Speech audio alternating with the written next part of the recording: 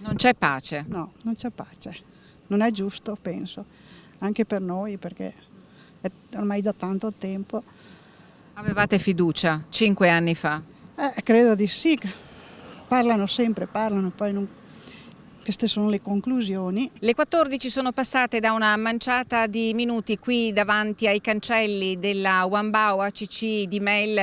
Si respira grandissima amarezza, grande tristezza tra i lavoratori che ieri durante l'assemblea con le rappresentanze sindacali hanno appreso le drammatiche notizie che da qualche ora, già nella giornata di ieri, avevano iniziato a susseguirsi, e sul futuro di questa storica fabbrica di Mel incombe ancora una volta l'incubo della chiusura, scongiurato 5 anni fa dopo l'ingresso di Wanbao, che ricordiamo è di proprietà pubblica della Repubblica Popolare Cinese.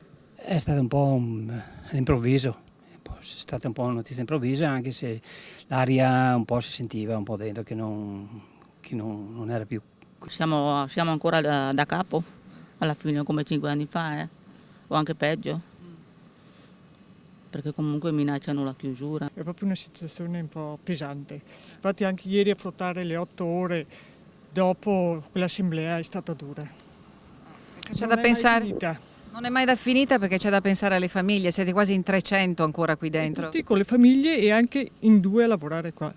Non ci sono parole, non ce ne sono. È una bella botta, molto brutta.